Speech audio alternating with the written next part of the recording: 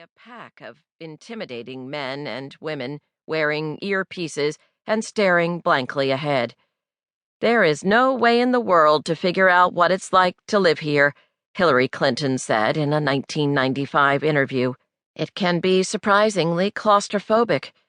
Betty Ford referred comically to the White House, a 132-room, 6-floor building with 2 hidden mezzanine levels, as her one-bedroom apartment, because she was essentially living on the 2nd floor, where she worked out of a dressing room adjacent to the President and First Lady's bedroom.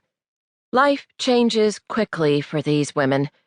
Rosalind Carter remembers how startled she was when, shortly after she and her family moved in, she picked up the phone and asked a White House operator to be connected to Jimmy. There was a pause, and the operator said, "Jimmy who?" From then on, she had to remind herself to refer to her husband as the President in certain circumstances. Their lives had changed forever, and there was little time to adjust. On April 12, 1945, when President Franklin Delano Roosevelt died at his cottage in Warm Springs, Georgia, First Lady Eleanor Roosevelt was hard at work back in Washington. When she learned of her husband's death, she immediately called their 4 sons, who were all on active military duty, and changed into a black morning dress. It was Eleanor who told Vice President Harry Truman the news.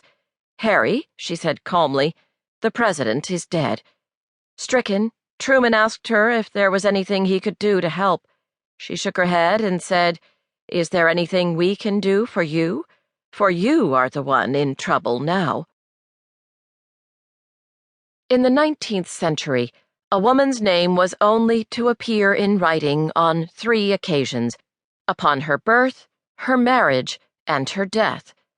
Originally, the president's spouse was only expected to be a hostess, and the unofficial title was not even used until President James Buchanan's niece, Harriet Lane, began escorting him to events.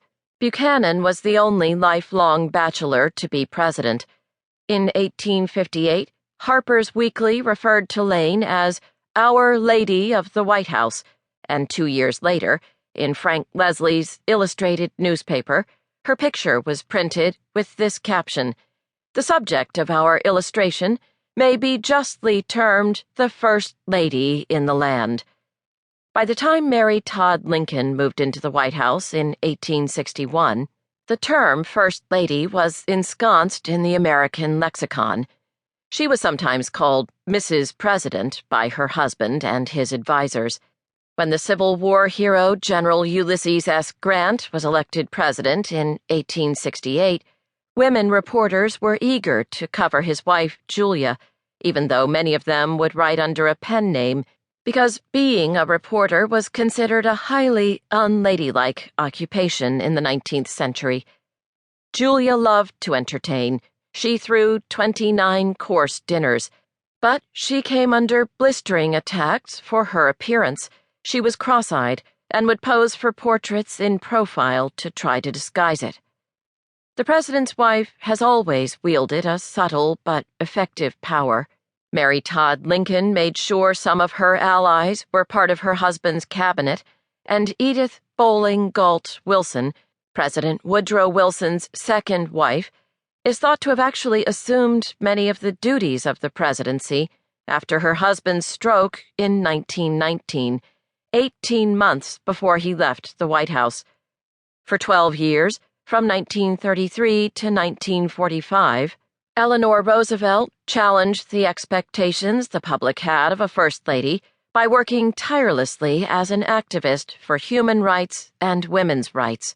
Eleanor was such a force that veteran White House correspondent Sarah McClendon wrote, "She set a standard that all the First Ladies who have followed her must measure themselves against."